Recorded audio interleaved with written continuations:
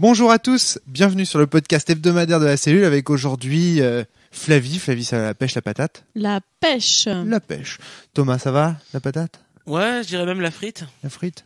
Et puis on a un espèce de détracteur qui est venu nous voir, une espèce de Manu alias Paradoxe. Ça va Manu, la pêche? Très bien. C'est plusieurs fois qu'on t'entend sur le podcast de la cellule. Tu viens à nouveau et cette fois-ci tu viens nous faire la guerre, c'est ça? Enfin, tu viens me faire la guerre, je crois. Ouais, dire pas d'accord. Alors raconte-moi tout. Qu'est-ce qui se passe? Il y a quelques semaines, tu as publié sur un site qui s'appelle Petit Peuple un article sur les règles de jeu. Ouais. Et dedans, tu as évoqué les jeux narratifs comme étant des jeux de rôle parmi d'autres. D'accord. Et je suis pas d'accord. Alors, on peut peut-être, pour nos auditeurs, expliquer rapidement. Donc, effectivement, il y a ça. Tu as parlé de jeux narratifs. Je sais plus. Article. Je sais plus. Non, alors, d'abord, c'était pas un article là-dessus, à la base. Faut être clair. C'est un article, sur Petit Peuple, dont le but était de distinguer ce qu'on appelle le système de jeu et le système de résolution. Ma thèse dans cet article, c'était de dire que, souvent, les rôlistes confondent système de jeu et système de résolution. C'était ça la thèse de l'article. Donc toujours dans l'univers du jeu de rôle. Oui, bien sûr.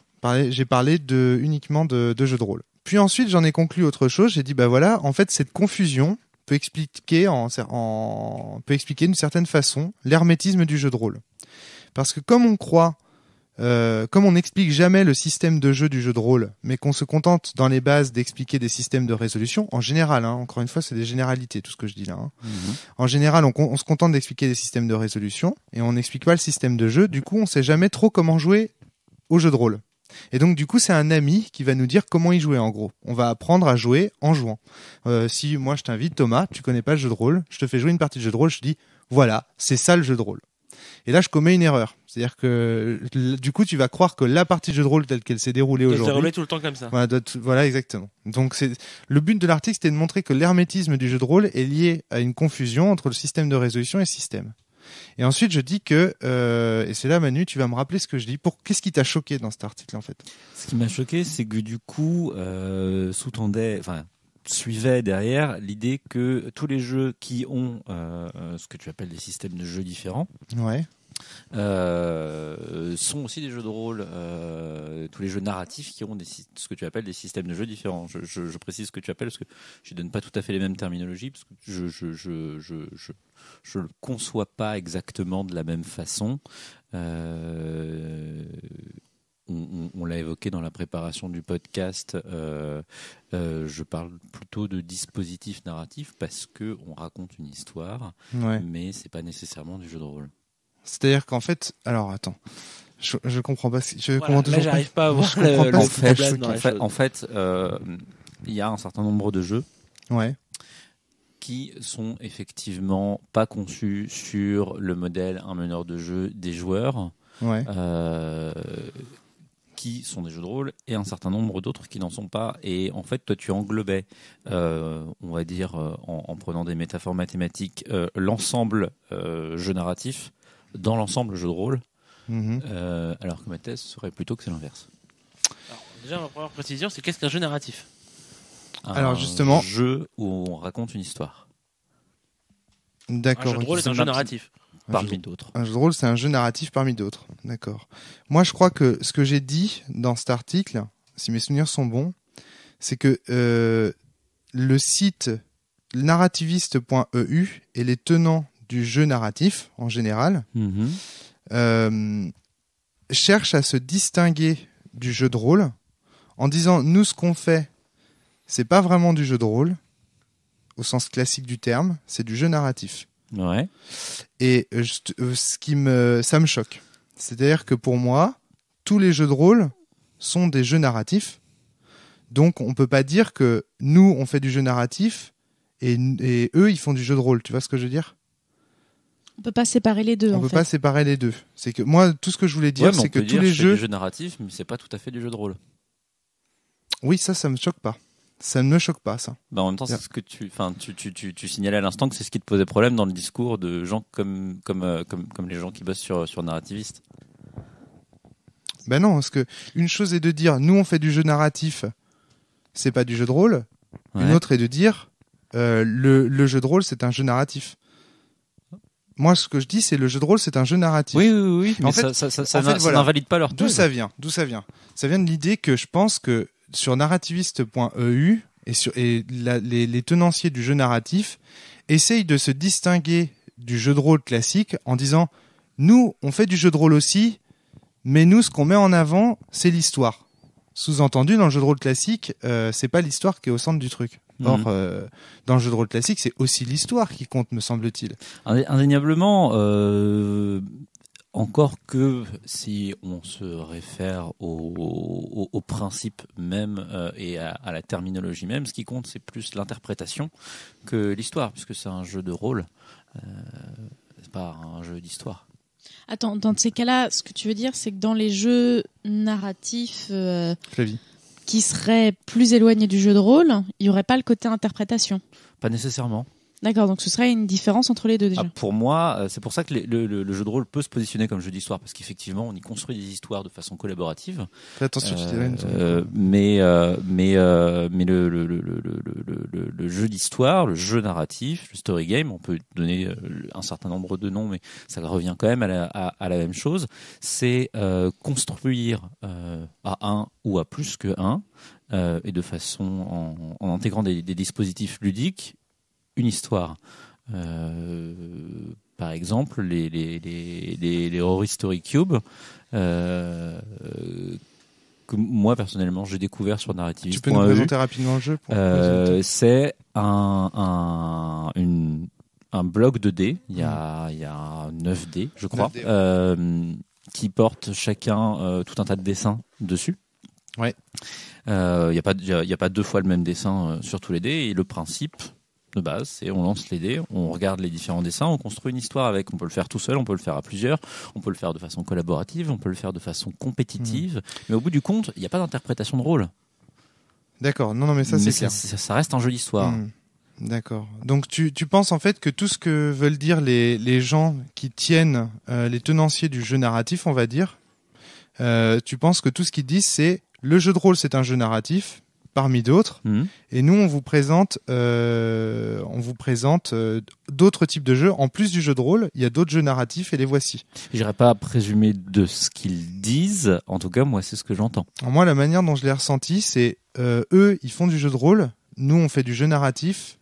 C'est nous ce qu'on fait, c'est mettre l'histoire. Dans ce qu'on fait, il y a aussi du jeu de rôle, mais notre jeu de rôle il met en avant l'histoire.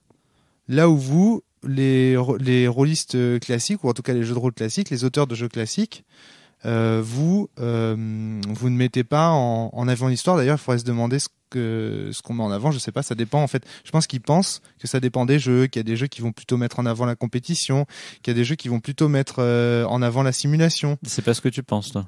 Absolument pas. C'est-à-dire que moi je pense pas ça. C'est-à-dire que je pense que dans tous les jeux, tu as des moments dans lesquels tu as de la narration, tu as de la simulation et tu as de la compétition. Maintenant, tu as des jeux qui encouragent plutôt certaines propositions que d'autres.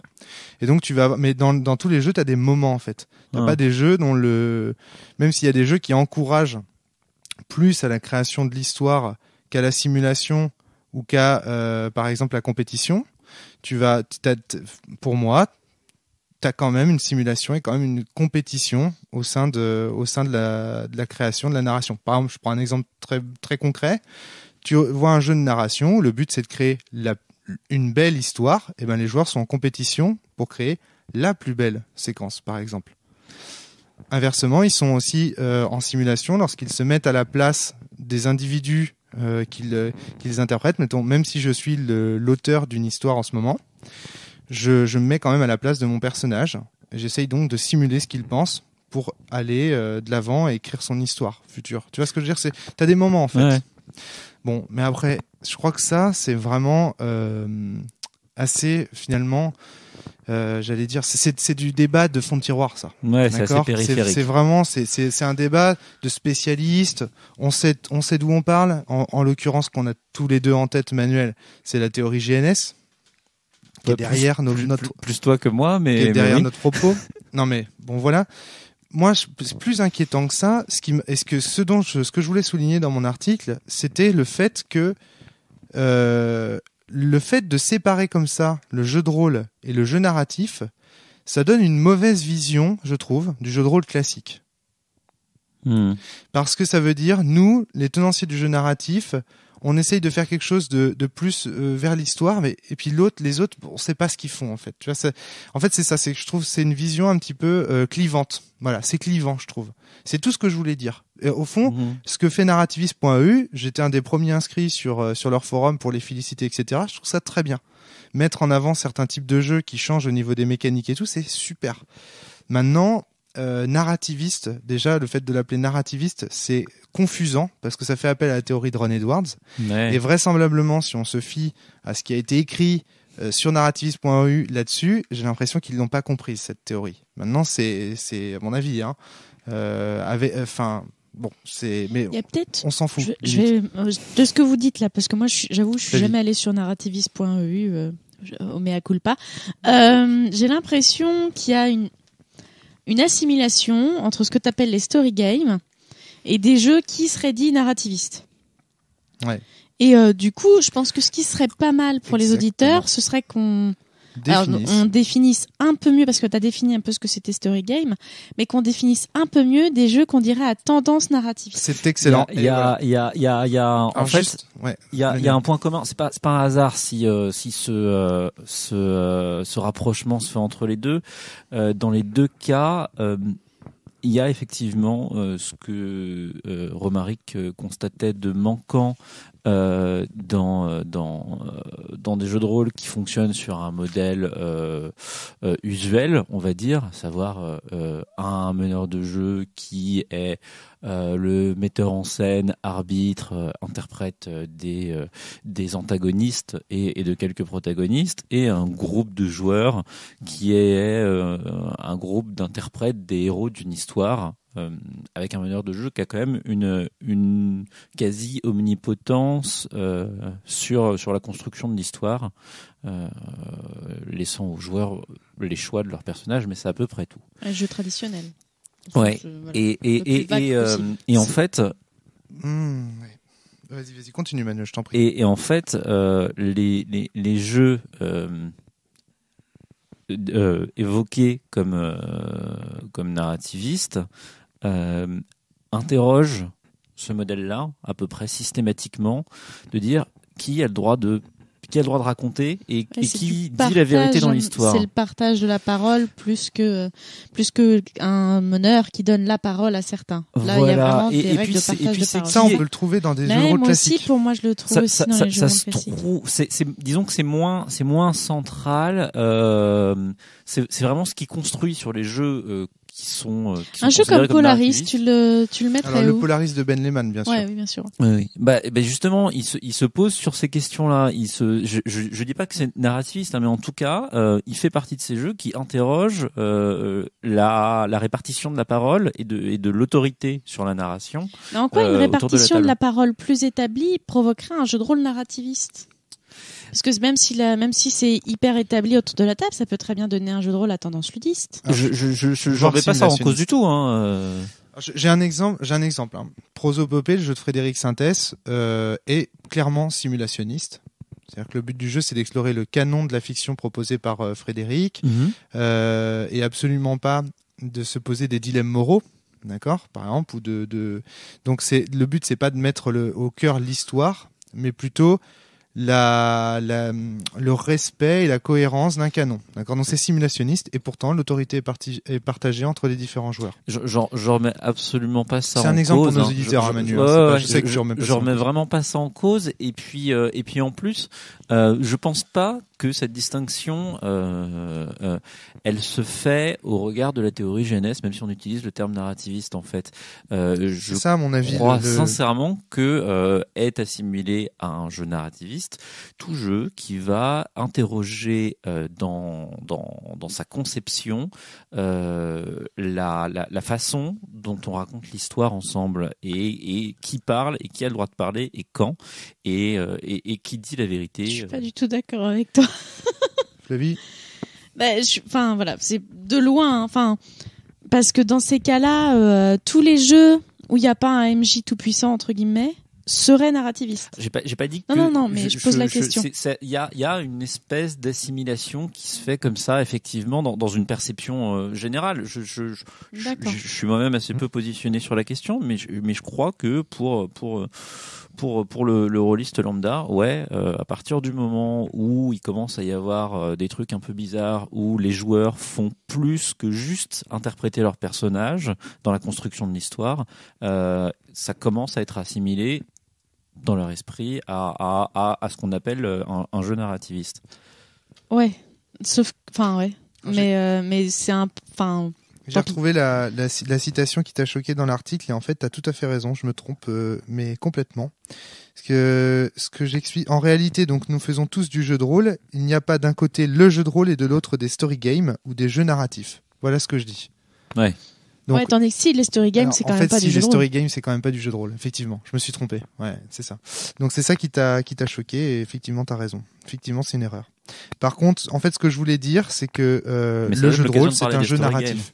Alors justement, faut savoir quand même que si t'es venu ici, c'est pour discuter de cet article et effectivement, je m'aperçois que t'as raison, qu'il y a une erreur effectivement, mais c'est avant tout aussi pour nous présenter justement le story game, le storytelling et on va parler aussi du jeu narratif.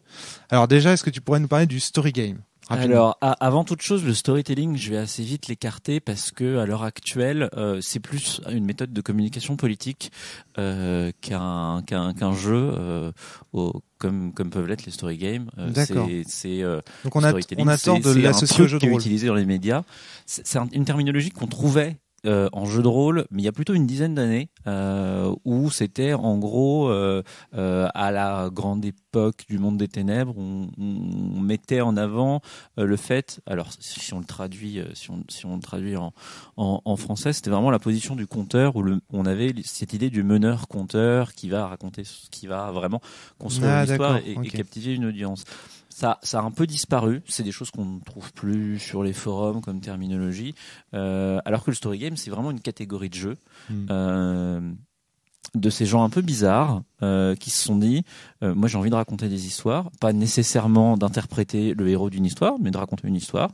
J'ai envie de le faire tout seul et c'est plus souvent le cas avec mes petits camarades.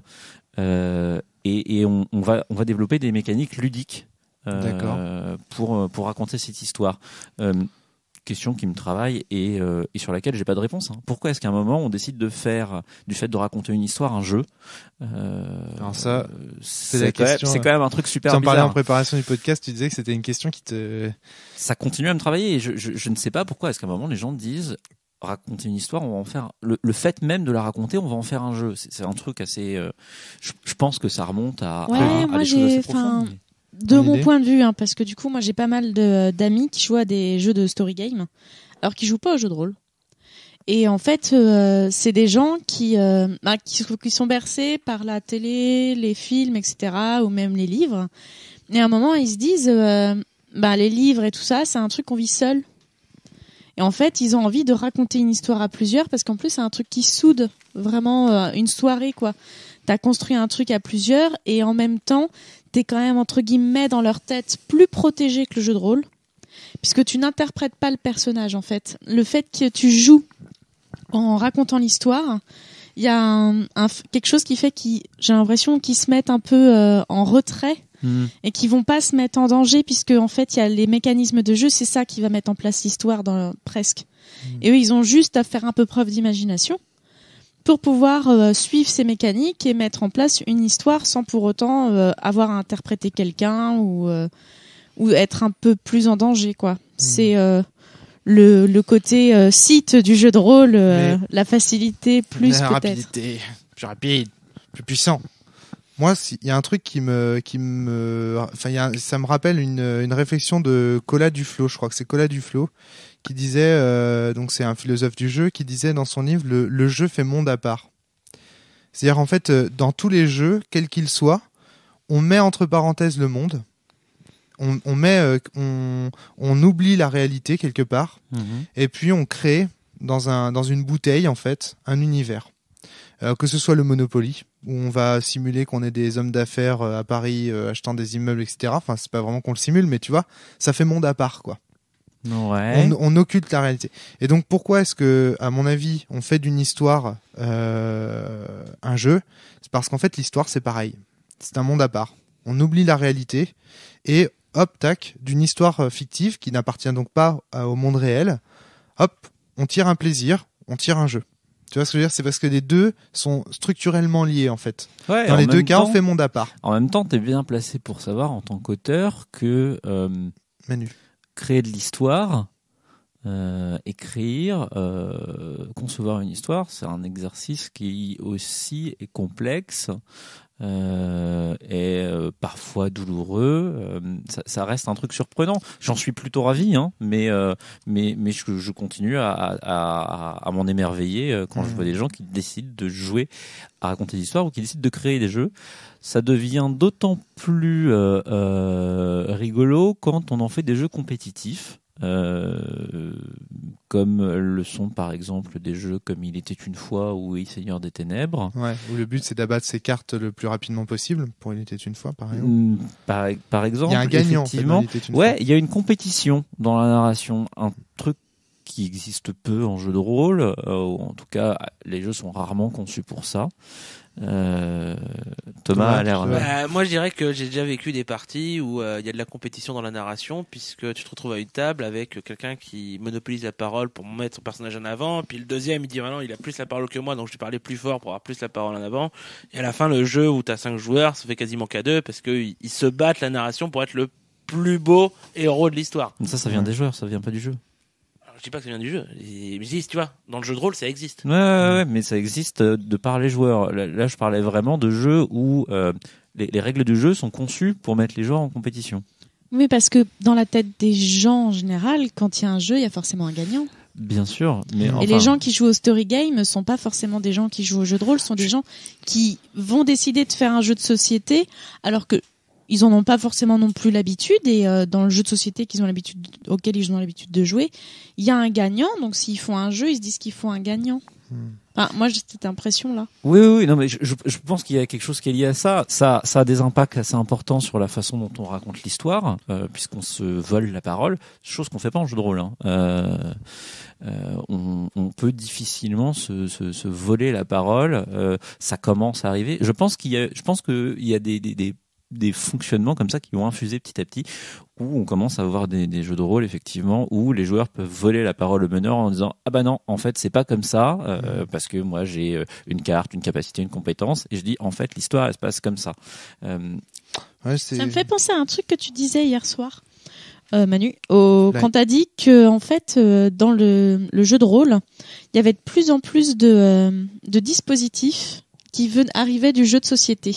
Et dans la mesure où le story game est, à mon avis, le jeu de société le plus proche du jeu de rôle, il est normal que du coup des systèmes de règles du story game finissent par arriver dans le jeu de rôle, y compris dans le fait de je te pique la parole. Mais oui, non, mais c'est des choses qui vraiment qui infusent petit à petit. Je crois que le boulot qui est fait, notamment sur Silent Drift, est du même acabit, même si ça part pas des mêmes personnes et pas avec les mêmes intentions. Mais à nouveau, dans les deux cas, sur ces deux pôles qui sont assez opposés. D'un côté, des joueurs vraiment très très casual qui sont pas des joueurs de jeu de rôle, et puis de l'autre côté des rôlistes un peu dur de dur qui vont essayer de pousser la petite bête. Il y a dans les deux cas cette remise en question de qui parle, quand il parle et qu'est-ce qu'il a le droit de dire. En fait, voilà, je pense que la théorie de Ron Edwards, les théories de Vincent Baker et de Ron Edwards ont permis de réaliser que le jeu de rôle, c'était pas uniquement le système MJPJ, si j'ose dire, mais que l'autorité entre les différents joueurs autour de la table pouvait être partagée, c'est-à-dire l'autorité sur les décors, par exemple, qui va raconter les décors, qui va raconter les difficultés, qui va être l'adversité, qui va être la société autour de nous, etc. On peut répartir ça autour des différents joueurs autour de la table, et ça marche, ça fonctionne. On peut jouer un jeu de rôle dans lequel c'est pas uniquement le MJ qui joue le monde et les personnages et les joueurs qui jouent leurs personnages. C'est ça en fait Oui, c'est ça le truc. Et c'est rigolo parce que ce positionnement-là, il vient pas que de Ron Edwards et de Beckler. Tu penses que le jeu de société, le jeu de plateau, en l'occurrence, ouais, a permis en fait cette révolution quelque part? Bah ouais, parce que globalement en jeu de société, il y a pas, enfin le jeu de rôle est une exception, mais il y a beaucoup de jeux de société où il y a pas d'arbitre et le meneur dans le jeu de rôle c'est quand même l'arbitre quoi. T'as pas besoin d'un meneur de jeu effectivement quand tu joues au Monopoly, mais t'en as pas non plus besoin quand tu joues à Jenga ou quand tu joues à Jungle Speed. Et il y en a pas besoin parce que la mécanique se tient elle-même avec les joueurs. Ça me fait penser à une question du coup dont on a parlé hier soir aussi. Décidément, on a parlé de beaucoup de choses hier soir. On a beaucoup parlé hier soir. Voilà. À un moment, tu parlais de dispositif narratif et j'ai l'impression qu'en fait, on parle de ça depuis tout à l'heure. Et j'aimerais savoir du coup la différence que tu fais entre le dispositif narratif et le système. Alors c'est vraiment c'est la question centrale de l'article de Romare qui dit en jeu de rôle on n'explique pas les règles du jeu. On donne un système de résolution. Voilà, Ce que s'appelle les règles du jeu. Moi, j'appelle ça dispositif narratif parce que finalement, ça ne décrit que qui parle quand. Donc vraiment la même chose. Je trouve que c'est plus complexe que les règles du jeu. Je pense que le système de résolution fait partie profondément des règles du jeu et qu'on peut pas l'en exclure. Mais que les règles du jeu, c'est d'un côté le dispositif narratif, comment on raconte, et puis le système de résolution qui est plus qu'est-ce qu'on raconte finalement. D'accord, ok. Donc en gros, pour tirer à gros traits, ce que j'appelle le système de jeu, moi, c'est comment on gère les interactions entre les joueurs dans la réalité, qui raconte quoi et comment. Est-ce que Manu raconte les décors, est-ce que Flavie joue l'adversité, est-ce que Thomas joue un personnage, etc., etc. Tandis que le système de résolution, c'est plutôt lorsque le personnage de Thomas effectue quelque chose dans la fiction, comment est-ce qu'on va faire pour savoir s'il réussit ou pas son action, ou comment se déroule son action, etc. C'est ça, et donc toi t'appelles ça le dispositif narratif. Ce que t'appelles les règles, moi j'appelle ça le dispositif narratif parce que pour moi les règles c'est l'ensemble des deux. C'est le système de résolution et ce dispositif, comment on parle. Et qu'est-ce qu'on raconte, c'est-à-dire le dispositif narratif, ça me semble, pour moi j'appelle ça le système tout simplement, mais dispositif narratif, ça me semble assez bien traduire ce que j'entends par système. En fait, moi ce qui me choque, c'est de séparer la narration et la résolution, parce qu'en fait la narration va découler de la résolution. Ouais, la résolution. La plupart du temps, la résolution d'un conflit, d'un jet de dés, n'importe quoi. Dire que en fait, moi je trouve que la plupart du temps, c'est ce que tu as dit tout à l'heure qui m'a un petit peu choqué. Tu disais que dans les règles, dans la plupart des jeux de rôle, ça dit qui parle, quand est-ce que quelqu'un va parler. Ça explique que là, c'est le MJ qui doit parler, si c'est le joueur. Dans la plupart des bases, on dit jamais qui parle. On dit tu réussis ton jet, il se passe ça. On te dit jamais qui parle. En fait, on parle toujours tacitement dans l'idée que c'est le MJ qui parle. Oui. Mais il y a aucun moment on dit le MJ parle ou le joueur parle. Ah oui, non, ça manque. Je suis d'accord sur le fait que je trouve qu'au niveau dans les bases, il y a dès qu'on doit parler interprétation, roleplay, jeu du joueur, il y a rien. Parce qu'on tacitement on dit que ça se fait comme ça traditionnellement, donc on le fait comme ça. Voilà. Et l'idée, alors après l'idée, moi est intéressante, mais c'est vrai que séparer la narration et la résolution d'une action, d'un jet de dés, enfin une résolution. Je trouve ça dérangeant parce que je pense que dès qu'il y a une résolution, la narration doit forcément arriver dedans. On devrait mettre dans les règles, si tu réussis ton jet de dés, il se passe telle chose et en plus il faut narrer. Alors soit d'une telle façon, si je veux imposer une narration, mais il dit quel joueur va parler et de quoi il va parler, de sa réussite. Alors en fait, le truc c'est que ça doit faire partir des règles. Moi je remets pas en cause ça du tout, mais c'est deux choses différentes en fait. Mais les deux s'impactent. Différencier les deux, moi ça me choque. C'est pour les distinguer, mais est-ce qu'on les différencie pas en fait? C'est vrai que si par exemple je joue un chevalier par exemple, d'accord, je suis le personnage du chevalier là. Bon lorsque je tape le dragon, tac, on fait appel au système de résolution. Lorsque le dé est lancé, si je réussis, là, il faut que quelqu'un parle. Et là, du coup, dispositif narratif, on regarde qui parle lorsque je réussis mon action. Est-ce que c'est le maître de jeu qui me décrit quand je réussis? Est-ce que c'est le maître de jeu qui décrit ce qui se passe? Ou est-ce que c'est le joueur, par exemple? Ça, c'est tout con, quoi. Est-ce que c'est moi, Romaric, qui va décrire ce que mon personnage réussit? Ou est-ce que c'est le maître de jeu qui va me dire tu réussis à trancher le dragon, et etc. Donc là, effectivement, il y a toujours une porosité entre les deux. Voilà, si une tu veux. porosité. Si on fait la distinction comme ça, ce serait, alors, je grossis énormément, c'est, je prends le chevalier, je vais taper le dragon, je regarde le MJ prend livre de règles, voilà comment ça se passe, il le fait. Réussite du jet, alors attends, maintenant je prends le livre, narration, il a réussi son jet, ça se passe comme ça. Alors qu'en fait, il devrait consulter que le livre de règles. Bien évidemment, le système donc que tu proposes, c'est quelques lignes qui est effectivement mise dans les règles. Mais je trouve que séparer les deux, c'est comme avoir deux bouquins. Ouais, c'est comme avoir deux bouquins à cette différence près que le dispositif narratif n'est pas nécessairement corrélé au système de résolution, parce que le chevalier qui tape le dragon, il peut le taper sous système des 20 ou le taper sous monde des ténèbres. Si à la fin on a décidé que s'il réussit c'est le joueur qui parle, s'il rate c'est le meneur qui parle, ça marche dans les deux cas. Moi je pense en fait que toutes ces distinctions, d'accord, ne servent plus à rien à partir du moment où on en a conscience. C'est-à-dire qu'en fait, pour moi, ces deux distinctions entre système et système de résolution, d'accord, deviennent poreuses à partir du moment où on est à degré comme Thomas Poussou, d'accord, qui lui a parfaitement intégré cette distinction. Bien sûr. Et du coup, maintenant, dans ses jeux de rôle, lorsqu'il en crée, dans Mao Shoujo par exemple, il ne fait plus la distinction. Parce qu'il voit bien ce qui appartient à l'un, ce qui appartient à l'autre. En fait, il a plus besoin de cette distinction. Mais Thomas, je voudrais t'avertir que lorsque je t'ai rencontré, c'est pas ce que tu pensais. Je suis tout à fait d'accord. Et donc, que cette distinction, même si aujourd'hui tu la juges inutile et aujourd'hui tu vois tout à fait la porosité qu'il y a entre les deux, cette distinction t'a permis de prendre conscience qu'il y avait une porosité entre les deux, justement. Mais c'est une distinction, c'est pareil, dire à l'époque où je ne la connaissais pas, qu'on est venu me l'expliquer, je dis oui, c'est naturel. D'une part, et puis après, une fois qu'on m'a montré les règles, où on t'explique que la narration peut se faire autrement, on te dit, t'es obligé de te dire, mais faut que les deux soient dedans. En fait, à mon avis, cette distinction-là, historiquement, elle a servi à prouver à des personnes qu'il y avait quelque chose de plus à expliquer dans les bases de jeux de rôle. Parce que si on prend l'exemple de Mao Shoujo, je suis d'accord que tu dis que je mets pas de règles de narration, mais si en fait il y en a dedans. Si, à fond. Voilà, dans les règles, justement, on explique bien que dans tel cas de réussite, justement, Thomas, ce que je te dis, c'est que toi, t'as tellement intégré le truc. Voilà, c'est ça. Voilà, il est intégré dans les règles de façon parce qu'il faut pas que ce soit dissocié. Ça fait partie du jeu, parce que c'est ma proposition de jeu.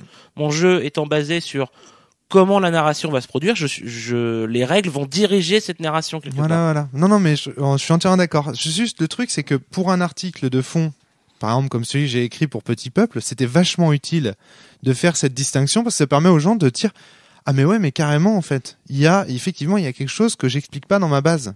Effectivement, alors on peut l'appeler système, on peut l'appeler le dispositif narratif, mais effectivement, quand on regarde par exemple une base de jeu de rôle en général, donc et encore, ça évolue comme disait Manu, ça évolue grandement, mais on va dire il y a 2-3 ans, on regardait une base de jeu de rôle, on s'apercevait qu'il y avait un univers et un système de résolution, et puis qu'on nous expliquait, il y a un MJ, il y a un PJ, et parfois même, on allait jusqu'à dire, si vous ne connaissez pas le jeu de rôle, allez voir la plaquette de la FFJDR pour savoir comment ça se passe. Autrement dit, on faisait référence à un système de jeu universel, en fait, le système MJPJ, comme étant le jeu de rôle. On disait ça, c'est le jeu de rôle. Mais parce non, que traditionnellement, ce n'est qu'un système parmi les autres. Oui, le MJPJ, ce n'est qu'un système c'est parmi comme les ça autres. que ça marche. Voilà, traditionnellement, historiquement, c'est comme ça que ça marche. Et on peut pas ignorer la force d'une tradition. On peut pas ignorer la force d'une tradition, mais aujourd'hui, on en revient, on dit, bah non, ça peut marcher différemment, et ça reste du jeu de rôle pour autant. Et les tenanciers, en fait, du jeu narratif, ce qui m'a dérangé, c'est que j'avais l'impression, mais j'avais peut-être à tort, que ces gens-là disaient, nous, on fait plus du jeu de rôle, on vous laisse avec vos traditions. Nous, on fait maintenant du jeu narratif. Tu vois ce que je veux dire? Alors qu'en fait, non. Le jeu de rôle reste un jeu narratif. Et en fait, les jeux narratifs sont du jeu de rôle. Enfin, certains, d'accord, sont du jeu de rôle, mais qui changent juste le système. On passe d'un système MJPJ à un système de répartition de l'autorité. C'est ça que je voulais dire. Je me suis mal exprimé par contre, Manu, dans mon article. Ça, je le reconnais. Thomas. Ouais, je voulais juste revenir sur ce que tu as dit un peu précédemment, sur le fait que il y a 3 ans, il y avait déjà une évolution dans le jeu de rôle.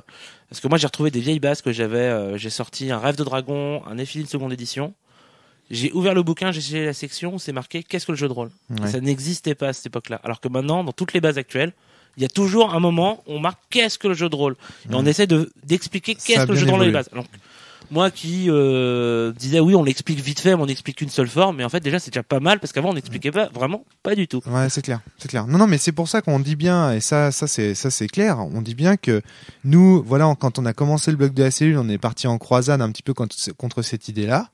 3 ans plus tard, même on est à la 3e saison, ça a déjà bien évolué. Et on est déjà loin de notre enjeu principal.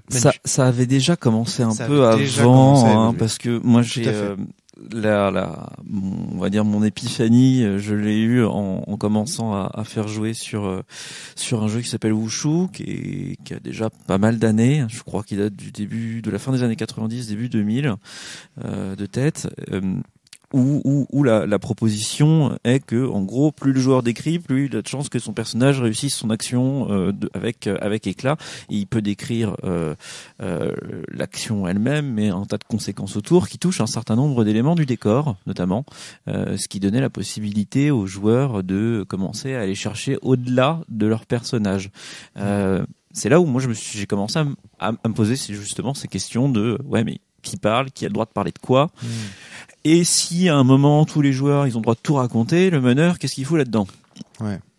Parce que ça devient une question aussi assez intéressante. Est-ce qu'il y a toujours un meneur? Et s'il y en a un, qu'est-ce qu'il fait? Et je crois sincèrement que, poussé à un certain niveau, le meneur, il est là pour faire un peu l'agent de circulation et s'arranger pour que tout le monde puisse dire ce qu'il a à dire autour de la table, sans forcément lui-même raconter l'histoire. Moi, j'ai envie de dire que ces questions-là, elles étaient soulevées. Alors, toi, tu les as reçues avec Wushu, mais j'ai envie de dire que ces questions-là, elles sont soulevées à toutes les tables de jeux de rôle, en fait, quasiment. Mm-hmm. Toutes les tables de jeux de rôle traditionnelles se posent des questions de qui a le droit, mais est-ce que tu as vraiment le droit? Je me souviens d'une partie de Chine avec toi, Thomas, où justement s'était posé la question. Est-ce que c'était toi qui avais le plus autorité à dire comment devait penser mon personnage? Tu te souviens de cette table? Oui, je m'en souviens de cette table et des propositions qui ont été déformées sur le net.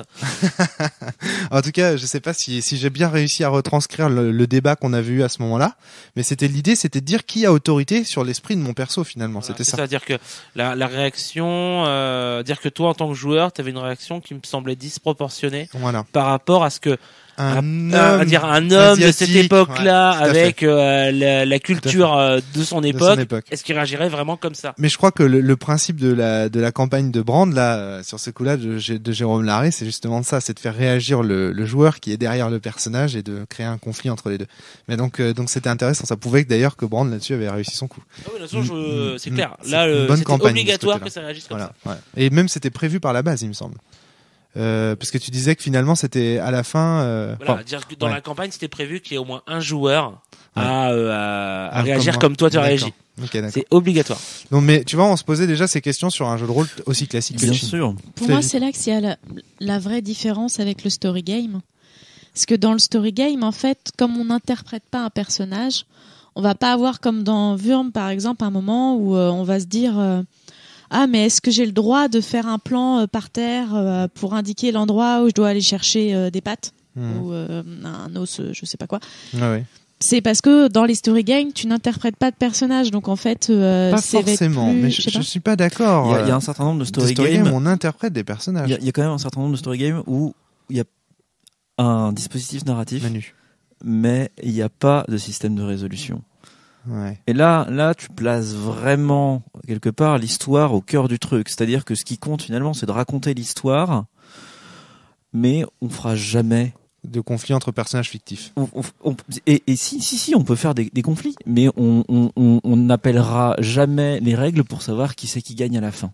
D'accord, ouais. Sur qui c'est qui gagne dans l'histoire entre le prince et le dragon qui se bat, le joueur qui a l'autorité et la parole. Tu peux citer un exemple, Manus, de jeu de ce type-là? Bah, il était une fois en tête, qui est un peu l'ancêtre de tout ça, en tout cas dans les jeux français. Oui, voire même le jeu dont tu parlais tout à l'heure, hein. Les dés avec les cubes. Oui, les Historic Cube. Historic Cube, voilà, t'as. Voilà, si je prends pour le cas de Historic Cube, il y a du conflit entre joueurs dès que tu joues à deux, puisque le principe c'est que on jette des dés, il y a les symboles. C'est pas ça que je remettais en cause. C'est le conflit entre personnages. C'est-à-dire qu'il n'y a pas besoin d'un système de résolution puisqu'il n'y a pas de moteur physique. Mais justement, c'est pour en venir là. Non, mais voilà. Moi j'ai une réponse justement sur. Je pense que si il y a un système de résolution tacite qui est que vu que le but est de créer une histoire, tant que les autres joueurs à la table disent attends c'est n'importe quoi ce que tu racontes et que les autres joueurs l'acceptent. Eh ben, ok, tu fais ce que tu veux. Oui, mais ça, c'est un dispositif narratif, Thomas. C'est-à-dire qu'on reste encore dans des joueurs qui jugent d'autres joueurs. En fait, le vrai truc, c'est que le système de résolution, au sens dur du terme, ça ressemble à un moteur physique dans un jeu vidéo. C'est-à-dire que... Tu jettes les dés, par exemple. Voilà, c'est ça. Et en fait, le truc, c'est que là, dans le dispositif dont tu parles, on a juste des auteurs autour d'une table qui créent un truc ensemble, et à un moment donné, un des auteurs peut dire à l'autre, attends, tu déconnes, c'est pas crédible ce que tu fais. Mais tu vois, on est autour d'une table en train de créer un truc, alors que on n'est pas dans la position d'un joueur qui explore le moteur physique créé par un auteur. Tu vois ce que je veux dire? Système de résolution, c'est plus comme une espèce de moteur physique en fait. Le référent est pas le même, quoi. Ouais, voilà, c'est ça. Ouais. Enfin, c'est ça. Le référent est pas le même. Et je crois qu'il y a des jeux. Alors, il y a des jeux qui prennent la voie médiane, qui vont être des jeux qui vont avoir un fonctionnement plus classique, mais dans certains cas, le joueur peut prendre l'autorité pour X ou Y raison, parce qu'il y a une carte, il attire une carte dans un paquet de cartes qui lui dit qu'il a le droit d'influer sur une narration sur laquelle que lui, en tant que joueur, il a le droit d'influer sur une narration de façon plus étendue que ce qu'il peut faire habituellement, ou certaines situations qui se jouent avec pas tout à fait le même, avec un dispositif particulier de répartition de la parole autour de la table pour spécifiquement une intrusion ou une poursuite. J'ai alors parmi les jeux que j'aime bien aussi faire jouer, parce que j'y retrouve mes petits de ce point de vue-là. Il y a des choses comme les 1000 marches ou Tranchons et Traquons qui sont 3.16 aussi qu'on peut citer, 3.16 sont dans totalement dans l'hybride, aussi. C'est-à-dire que tu vas avoir toute une phase où tu as un système de résolution, un moteur physique du jeu, et puis après tu as le tribunal, en fait l'inquisition à la fin, où là cette fois-ci on crée de la dramaturgie, quoi. Mais même si on en crée déjà avant dans 3.16, hein, le système de résolution nous amène à créer une Par histoire. exemple, dans 3.16, quand un joueur utilise une de ses capacités pour gagner ou partir, il prend en otage la partie, le temps de cette utilisation de capacité. Il dégage purement et simplement le système de résolution qui sert habituellement pour prendre la main sur l'histoire. Prendre la main sur l'histoire. Est-ce que tu crois qu'il y a des jeux de rôle qui sont pas narratifs? Est-ce que je crois qu'il y a des jeux de rôle qui sont pas narratifs? C'est une excellente question. Attends. En fait, elle est très importante, cette question. Parce que moi je pense que si on interroge Maître Sine, par exemple, qui est un des fondateurs de narrativiste.eu, je pense qu'il dira oui, il y a des jeux de rôle qui sont pas narratifs. Parce qu'il y a des jeux de rôle qui mettent pas en avant le système. Alors j'aimerais que Maître Sine, si possible, nous laisse un commentaire. Je pense qu'il nous écoute régulièrement, donc il pourra nous laisser un commentaire pour savoir si je dis de la merde. Mais je pense que c'est quelqu'un qui pense que certains jeux de rôle, comme par exemple Donjons et Dragons par exemple, ne sont pas des jeux de rôle narratifs, dans la mesure où ils ne mettent pas en avant l'histoire, ils mettent en avant la compétition entre les joueurs. Et il dirait ce sont des jeux de rôle ludistes. Ouais. Et donc j'entends le truc. Et ça, moi je suis contre. Je serais assez tenté de penser que certains jeux de rôle ne sont je doute de la capacité à générer des histoires de certains jeux. Tous les jeux de rôle sont-ils des story games, en fait? Est-ce que tous les jeux de rôle servent à raconter des histoires? C'est ça le fond de la question. Et tu vois, je pense qu'un jeu comme Psychodrame, par exemple, je suis pas certain que ce soit un jeu qui serve à raconter des histoires.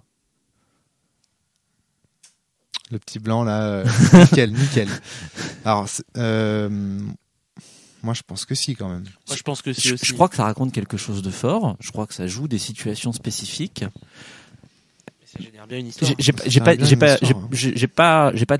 certitude. Je dis pas que ça n'en génère pas. Hein. Je dis que je suis pas certain que ce soit. Moi j'en suis certain. Ouais. J'en suis certain. Ne serait-ce que parce qu'en fait, tu vas prendre parti pour les personnages, et du coup tu vas vouloir que l'histoire se déroule de telle ou telle manière. Enfin, on voit que tu as une prise sur l'histoire, on voit que l'histoire est au cœur du jeu parce qu'on a envie que l'histoire se déroule bien ou l'histoire se déroule mal, ou on a envie pour tel ou tel personnage qu'il soit puni ou qu'il soit etc. sanctionné. Il y a tout des enjeux moraux en fait autour de Psychodrame qui font qu'on sent qu'il y a une prise sur l'histoire. Je doute pas un seul instant de l'implication des joueurs. Moi, c'est vraiment la question, c'est qu'elle a ici, c'est parce que, de loin, j'ai l'impression qu'en fait vous n'êtes pas d'accord sur ce que c'est une histoire dans le jeu de rôle. Alors, la question se pose aussi. C'est vrai que pour moi, je vois bien que Psychodrame est inspiré de certains films, notamment indéniablement des histoires. mais je sais pas, a priori je serais tenté de penser que tous les jeux de rôle sont par nature des jeux narratifs. C'est bien. Moi aussi. Mais est-ce que tu penses que, vu la description qui en est faite sur narrativist.eu, est-ce que tu penses que eux le pensent?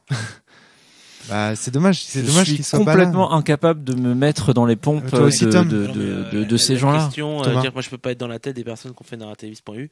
Par contre, effectivement, bah, quand on va sur le site, quand on regarde qu'est-ce que le jeu narratif, la façon dont ils l'écrivent, j'ai l'impression qu'il y a que tous les jeux de rôle, pour eux, tous les jeux de rôle ne sont pas narratifs. Bah, moi, des jeux de rôle qui sont autre chose. Moi, voilà, c'est ça qui me fait peur. Si la réponse c'est non, on a parfaitement conscience que tous les jeux sont narratifs. Nous, tout ce qu'on veut dire sur narrativist.eu, c'est qu'il y a certains jeux qui mettent plus en avant l'histoire que d'autres. À voir si ça a un sens, je sais pas. Ok. Mais si l'idée c'est de dire non, il y a des jeux qui sont narratifs, il y a des jeux de rôle qui sont narratifs, et il y a des jeux de rôle qui ne le sont pas. Alors là, je suis totalement pas d'accord. Ouais, j'ai des doutes là-dessus. Totalement ne serait-ce pas que d'accord. Parce que j'ai moi-même entendu parler des Story Cube sur Narrativist, parce que le deuxième jeu qu'ils ont lancé en souscription, qui fonctionne sur un modèle qui est assez proche du modèle du jeu Les Aventures Extraordinaires de Baron Munchausen, joue pas tant sur l'interprétation d'un rôle. On joue des personnages qui racontent les histoires qui leur sont déjà arrivées. Et alors du coup, finalement, c'est pas tant l'interprétation du personnage qui importe que le fait de raconter une histoire en amont qui est quelque part déjà un petit peu extérieur au personnage lui-même, tu vois. Et du coup, je crois qu'ils sont... Enfin, en tout cas, du coup, je vois des propositions qui sont pas des propositions de jeux de rôle, qui sont des propositions de jeux d'histoire. D'accord. J'ai pas de certitude après, mais je crois qu'en tout cas, il y a des propositions qui vont au-delà du jeu de rôle sur des jeux d'histoire en disant il y a des passerelles naturelles entre les deux, parce que les jeux de rôle c'est des jeux d'histoire. Et du coup, si vous avez essayé le jeu de rôle, il y a d'autres façons de raconter des histoires de façon collaborative ensemble. On peut faire comme ci, comme ça. On peut dire, on raconte une histoire qui est déjà arrivée, ce qui soulève tout un tas de questions sur la destinée des personnages et ce qui peut leur arriver ou pas dans une histoire. Je crois que, enfin, je serais tenté de leur prêter des bonnes intentions là-dessus. Je te repose la question, Manu. Qu'est-ce qu'un story game? Un jeu où on raconte une histoire. Pour moi, vraiment, c'est un jeu d'histoire, un jeu narratif, un story game, c'est la même chose. C'est un jeu où le but, c'est de raconter une histoire. Le jeu de rôle en fait partie, par nature. Et puis, il y en a d'autres. Les Story Cube en font partie aussi. Et a priori, le lien entre les Story Cube, par exemple, et Donjons et Dragons est assez ténu. Mais dans les deux cas, au bout du compte, on essaye de raconter une histoire. Donc, toi, tu ne soutiendrais pas que y a des jeux de rôle qui ne sont pas narratifs, qui ne sont pas des story games. A priori non. Voilà. C'est ça que je voulais dire dans mon article. Donc on est d'accord finalement là-dessus. Oui, je pense que c'est juste une inversion de termes. Je pense qu'au bout du compte, on est globalement plutôt d'accord. Et je suis surtout content que ça donne l'occasion d'aller parler justement de ces jeux qui poussent un peu dans les coins. Et je trouve que c'est intéressant justement parce que moi je fais partie des gens qui jouent aux jeux de rôle parce que je trouve intéressant cette idée de raconter une histoire ensemble. D'accord. Et je trouve intéressante cette tendance qui se développe, voilà, à proposer une autre façon que un meneur qui va raconter une grande partie de l'histoire quand même, faut pas se cacher derrière son petit doigt, et des joueurs qui vont un petit peu interagir dedans avec une emprise assez limitée. Moi je trouve ça très intéressant et tout, mais j'ai aussi envie, moi je rajouterai un truc en fait par rapport à toi, j'ai aussi envie que l'histoire qu'on va raconter, elle nous bouleverse, qu'elle soit qu'elle nous change, qu'elle comment dire, quelle est de l'implication, quelle est une implication dans qu'on en ressorte comment dire, changer, marquer, que ça nous fasse réfléchir, que ça nous intéresse au sens le plus fort du terme. Il y en a qui disent que ça nous met en danger, au sens de la mise en danger, au sens le plus noble du terme, pas mettre en danger bien sûr physique, mais que ça tient, ça nous interroge, ça nous questionne, etc. Moi c'est ça que je rajouterais, c'est-à-dire que non seulement je suis très content que le jeu de rôle s'interroge sur la manière de mieux raconter une histoire, le partage d'autorité, etc. Mais aussi je voudrais, et c'est en cela que je trouve que Psychodrame est génial, et je voudrais... Je n'ai pas dit que Psychodrame était pas bon. très pas bien, qu'on Manu. me fasse dire ce que j'ai pas dit. Je dis pas que tu dis ça. Je dis juste que voilà, c'est mon avis personnel. C'est que ce que je trouve génial, c'est qu'en plus, on en ressort avec des questions, des bouleversements. Moi, par exemple, j'ai été très longtemps sans pouvoir jouer à ce jeu parce que ça me bouleversait trop. Mais je crois que par nature, en tout cas à l'heure actuelle en jeu de rôle, c'est le problème. C'est quelque chose qu'on a du mal à atteindre effectivement avec un certain nombre de jeux narratifs compétitifs notamment. Quand c'est compétitif, ça fait des histoires souvent un peu bizarres parce que les joueurs se tirent la bourre. Ouais. Mais en jeu de rôle, enfin, je serais tenté de dire que c'est la nature même du jeu de rôle. Sinon, il y aurait pas des rôlistes à te bassiner dans toutes les conventions en te racontant la campagne qu'ils ont jouée il y a 3, 5, 10 ans. Ils ont été bouleversés par nature. Je pense que ce que veut dire aussi Romaric, c'est une différence que tu fais pas mal, Rome, dans le cinéma. Entre les films popcorn et les films qui font entre guillemets réfléchir. Oui, quoi. tout à fait. C'est-à-dire que par exemple, on vous l'avez pas encore entendu, chers auditeurs, mais le mois prochain on testera Lady Blackbird, en one shot. Lady Blackbird, c'est un excellent jeu. Les mécaniques sont excellentes. Vous l'entendrez le mois prochain, vous entendrez nos retours là-dessus. Mais je trouve que on n'en ressort pas. Enfin, moi, ça m'a pas bouleversé. Mais il faut les deux. Ouais, c'est ce que j'allais dire. C'est que les deux, de la même façon que les deux types de cinéma existent, les deux types de livres existent. C'est pas parce qu'il y en a un que tu préfères que l'autre n'est pas bien. Je veux dire, t'es quelqu'un qui apprécie Star Wars. Oui, tout à fait. Et je pense pas que quand tu mates Star Wars, t'en sois putain, je veux devenir comme Yoda, quoi. Enfin. Non, enfin, non, mais de la même façon okay. que le discours d'un roi, par exemple, moi, m'a bouleversé. C'est pas pour ça que je vais cracher sur un bon vieux Super 8, quoi. Non, les deux doivent exister pour nous permettre aussi des fois de pouvoir mêler l'aspect popcorn et l'aspect réflexion dans une histoire qu'on peut créer. Je suis même assez tenté de penser que c'est assez complémentaire. Tout à fait. Non, mais carrément. Parce mais voilà, moi je veux des histoires qui me bouleversent, mais je veux aussi des histoires qui me font rire. Je veux aussi des histoires où quelque part, à un certain niveau, le fait de raconter ensemble une histoire. Certaines soirées, certaines parties, ce qui m'importera le plus là-dedans, c'est le ensemble, et c'est d'être avec des gens autour d'une table à partager un sujet de discussion, quoi. Donc, je pense que tous ces éléments-là sont. Non, mais c'est vrai que souvent dans mon discours, ça ressort le fait que j'ai tendance à préférer les jeux qui me font réfléchir ou en tout cas qui me bouleversent aux jeux qui ne font que me distraire finalement. Tu vois ce que je veux dire ? Ça ressort dans mes discours et puis je dis par abus de langage un peu, ce jeu-là il est mieux que l'autre, mais c'est un abus de langage évidemment. Il faut que les parce que Lady Blackbird, tu vois, d'accord, j'ai pas poussé ma réflexion sur la mort, etc. Non, mais qu'est-ce que c'était bon, quoi. Je suis désolée, c'était cool. Non, mais c'est clair. Ok, soit.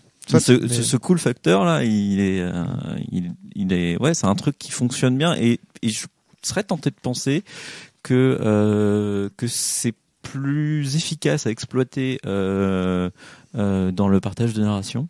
Ouais. Que les histoires importantes et bouleversantes, parce que moi je pense qu'il faut vraiment mêler les deux pour je pense que les deux sont importants, hein, mais je pense qu'il y a beaucoup de joueurs qui ont des émotions en jeu de rôle, mais ça reste un loisir et un truc qu'ils font aussi pour se détendre entre amis et globalement je pense qu'on est tous d'accord pour trouver que c'est plutôt bien. Et que là il y a plus de monde que dans les gens qui font du jeu de rôle pour réfléchir, pour se poser des questions existentielles et avoir des grosses émotions.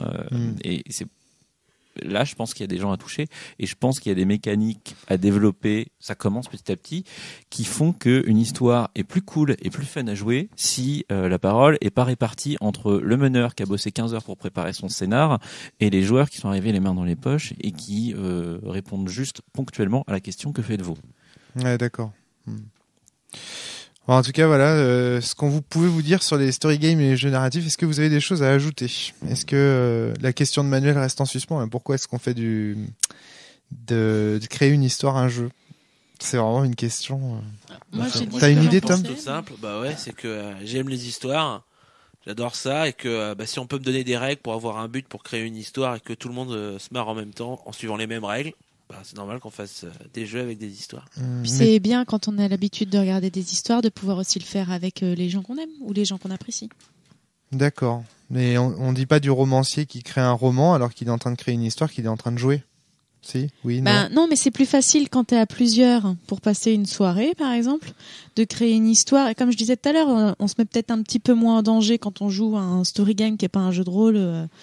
Pour créer une histoire, c'est plus facile avec un système de jeu, surtout quand on est plusieurs, pour mettre en place aussi les différents rôles autour de la table et qu'on finisse pas par se taper dessus en disant « Si, moi je veux que la princesse, elle se tape le machin », alors que l'autre il est pas d'accord, quoi. Mais quelqu'un qui joue à Sweet Agatha tout seul.